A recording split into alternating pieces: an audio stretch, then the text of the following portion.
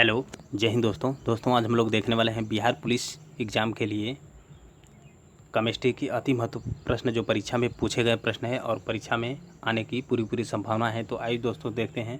पहला प्रश्न है, सोडियम हाइड्रोक्साइड का पीएच मान लगभग कितना होता है? 11, 12, 13, 14। तो इसका आंसर होगा दोस्तों ऑप्शन नंबर डी, लगभग 14। अगला प्रश्न है, किसी उदासीन विलयन का पीएच मान कितना होता है? 7, 2, 9, 11। तो इसका आंसर होगा दोस्तों ऑप्शन नंबर ए, 7। अगला प्रश्न है, दांत का मसूड़ा किस पदार्थ का बना होता है जो काफ़ी कठोर होता है? तो इसका आंसर क्या होगा? तो इसका आंसर होगा दोस्तों option number B, calcium phosphate.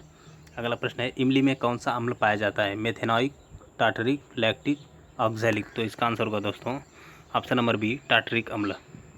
अगला प्रश्न है, उपचयन अपचयन अभिक्रिया को क्या कहते हैं? तो इसका आंसर होगा दोस्तों ऑप्शन नंबर बी, रेडॉक्स अभिक्रिया।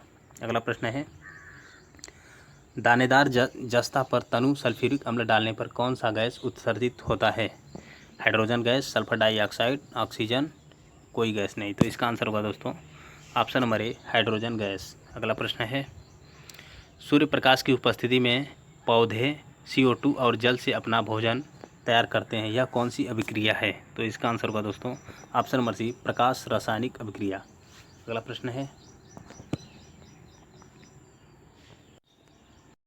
सिरका में कौन सा अम्ल पाया जाता है? लैक्टिक अम्ल, साइट्रिक अम्ल, मेथेनॉइक अम्ल, एसिटिक अम्ल। तो इसका आंसर होगा दोस्तों ऑप्शन नंबर डी, एसिटिक अम्ल। अगला प्रश्न है, निम्न में कौन विजातीय यौगिक है? प्लास्टर ऑफ पेरिस, खड़िया, संगमरमर, चूना पत्थर। तो इसका आंसर होगा option number A, plaster of Paris.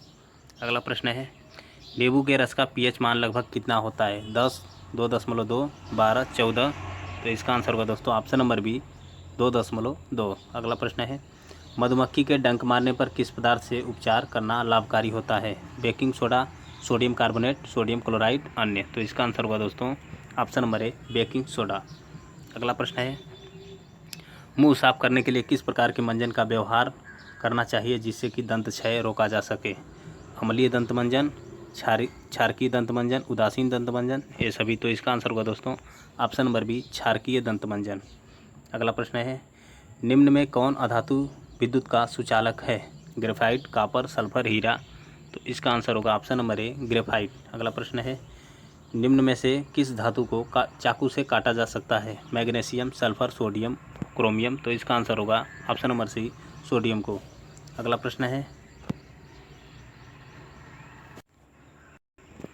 Alumina का विद्युत अपघटन करने पर एनोड पर कौन सी गैस जमा होती है? Hydrogen gas, nitrogen gas, carbon dioxide gas, oxygen gas. तो इसका आंसर होगा दोस्तों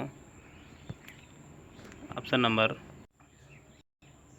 इनमें से कौन सी धातु द्रव अवस्था में पाई जाती है? लोहा, मरकरी, चांदी, अन्य। तो इसका आंसर होगा दोस्तों ऑप्शन नंबर बी, मरकरी अर्थात पारा।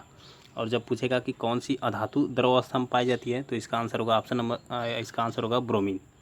अगला प्रश्न है, निम्न में से किस धातु को केरोसिन में डुबोकर रखते हैं? सोडियम, मैग्नीशियम, जिंक, सभी। तो इसका आंसर होगा दोस्तों ऑप्शन नंबर ए, सोडियम को। अगला प्रश्न है, निम्न में से कौन अधातु पानी में डुबोकर रखी जाती है?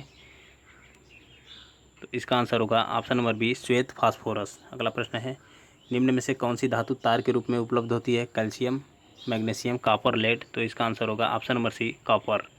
अगला प्रश्न है, भूपर्पटी में स्वतंत्र अवस्था में पाई जाने वाली धातुएं निम्नलिखित में से कौन है? Ag, Mg, Al, Zn। तो इसका आंसर होगा ऑप्शन नंबर ए, Ag। अगला प्रश्न है, निम्न में से कौन अधातु है? कोबाल्ट, हाइड्रोजन, लोहा, सोना। तो इसका आंसर होगा ऑप्शन नंबर बी, हाइड्रोजन। अगला प्रश्न है,